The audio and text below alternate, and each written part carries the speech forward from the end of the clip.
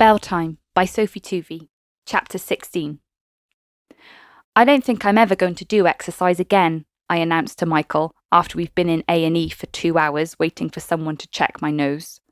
It stopped bleeding and I've lost the will to live now, so I just want to go home. Michael, being Michael, insists that we stay until a doctor can verify that it's not broken, and then maybe he'll stop apologising. It's driving me crazy. But I'd be lying if I said this was the worst day of my life. In some ways, I blame myself for wanting to see more of Michael. I definitely got my wish.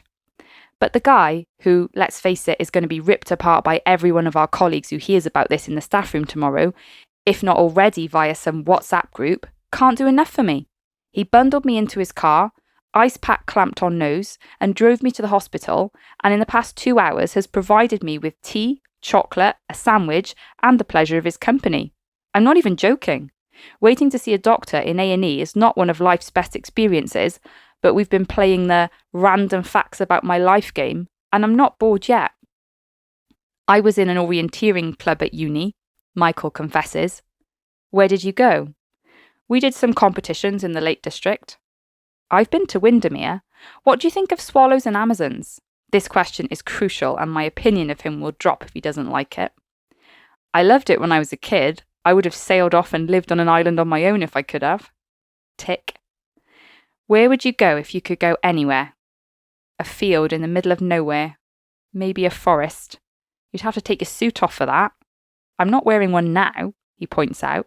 Instead, I'm wearing a white polo shirt with nosebleed stains on it. I'm not apologising for the injury you caused me, I joke, then regret it as it sets him off again. Jennifer, please believe me, I'm so sorry. Stop! I can't take any more.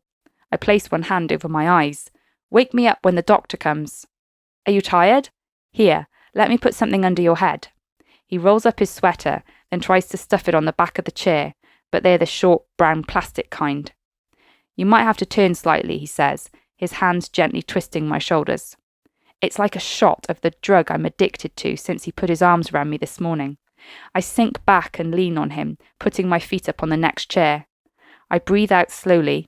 That's one benefit of mindfulness assemblies, and imagine myself on a beach with water gently lapping the shore. Jen. I open my eyes, feeling the confusion of sleep, and did Michael just call me Jen, not Jennifer? The doctor can see you now. Yes, it's definitely Michael. I swing my legs down and stretch out my arms. Better not hit him in the face again. Have I been asleep? Yes, for approximately 45 minutes. Come this way, please. A nurse ushers me into a cubicle to see the doctor. It's not broken, the doctor says. What happened? I got hit in the face with a football. Oh, she says. Ouch. Well, it will be sore, but it should feel better in about 10 days' time. Just keep taking painkillers. Thank you. I feel like I've wasted their and my time. Oh well. Just one moment. The nurse pulls me over in the corridor. I just wanted to give you this. She hands me a leaflet. Are you suffering from domestic violence? I know your partner brought you here, but if you have any concerns, there's a helpline you can call. He's not my partner, I state hurriedly. Is that what it looks like? Oh. The nurse is embarrassed now. I'm sorry. Thank you for your help, though. I give her back the leaflet, feeling some indignation at the assumption, but also sadness at the reality check. She must see a lot of cases where it wasn't an accident. I gingerly touch the bridge of my nose and walk back to Michael, who springs up to his feet when he sees me. It's not broken, I say. Can we go now? As we walk back through the car park, I avoid eye contact with other people, including the crew of smokers in hospital gowns outside the main door. Do they think that we're together? Do they think that he beat me up? I'm emotionally overloaded just trying to consider these possibilities. Michael, meanwhile, is opening the car door for me and constantly staring at me. Maybe he's worried about how bad the bruising will be because of what people will think of him. My cynicism fades, though, as his concern seems genuine. On the journey home, I lose count of the amount of times Michael asks if I'm okay. You asking me that repeatedly is making me not okay. So you're not okay? He looks panicked. Michael, I'm fine. My nose is sore, but I'll survive. Will you be able to get your application done? Yes, pretty much there now. Good, because I don't think David would give another extension. What do you mean? I sit up straight. He doesn't say anything. You asked David to extend the deadline, didn't you? I knew you had a lot on. I'm actually speechless for a moment. Jen, he says, so he's definitely using my proper name now. Are you mad at me? Did you tell David that I couldn't make the deadline? Of course not. I said that with the trip, things had been rushed and I would appreciate an extra day. You asked for an extension for yourself so that he wouldn't know it was really for me? He doesn't say anything, just grips the steering wheel a little tighter. I don't know what to say. I slump back in the chair again. I sift through my feminist principles to try and work out how I should react to this. Firstly, I'm supposed to be given a level playing field, not special treatment, otherwise this diminishes my achievements. However, in organising the trip, I had a lot of extra work on, which meant that I needed the extension. David doesn't know the extension was for me. Therefore, he will not think any less of me. Michael was being gallant, possibly even chivalrous by taking the hit for me. But do I want him to do that? Do I want him to feel he has to take on that role? Can't I fight my own battles? I don't want you to think that I need you to save me, I say finally. But I do really appreciate what you did. Thank you. His grip loosens. He's practically sweating with relief. Okay, so we're okay? We're? I look at him questioningly. I have something else to ask you, he says. He's definitely looking nervous now. I'd really like to make all this up to you. Would you like to go out for dinner with me tomorrow? Then I can take you to the end of term drinks afterwards. I'd almost forgotten about the drinks. The staff head to an upmarket bar in the city centre because most of them live in that area and commute to the school. It's an annoying distance for me though, and I usually have to take the bus. Wait, is Michael asking me on a date? I can drop you home later if you like, he carries on. I'm not planning on drinking. He's trying his best to examine my expression while still paying attention to the road. You don't have to ask me to dinner because you accidentally kicked a football in my face. I know, he says with a sheepish smile. I'm asking you because I wanted to ask you anyway. Since when? I'm enjoying staring at him for a change, watching his discomfort. Since I got your number from the risk assessment, I nearly sent you a message so many times these last few days, but I just chickened out? Something like that. I bite back a smile. He keeps glancing sideways to check my face. So, are you going to give me an answer? He can't wait for a single minute, this guy. Yes, I will. He flashes a proper smile at me, and I can't help but smile back. When I get into my flat, I text my sister.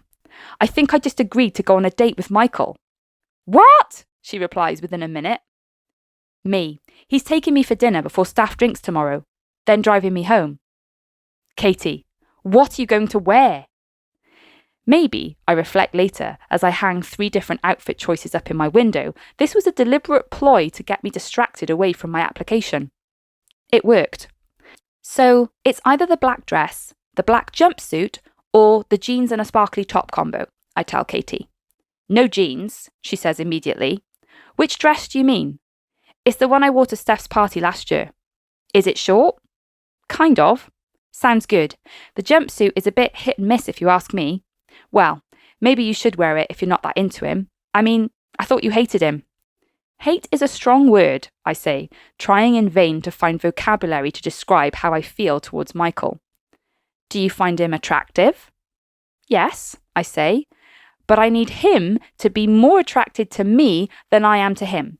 Then I can manipulate him to do what I want for a change. That's dark for you, Katie laughs.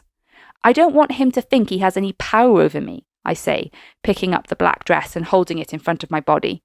I want him to be the one who's speechless and awkward because he's so blown away with how amazing I am. And wrap his strong arms around me and pull me close against his perfect pinstripe suit. I clear my throat to get back on track. I want him to realise that he can't just take that promotion like it's a cherry on a cake with his name on. So you're fighting the patriarchy by wearing a little black dress. Something like that. My words echo his from earlier. I smile to myself. How's your application? Doesn't it have to be in by tomorrow? Yes. I remember our conversation in the car.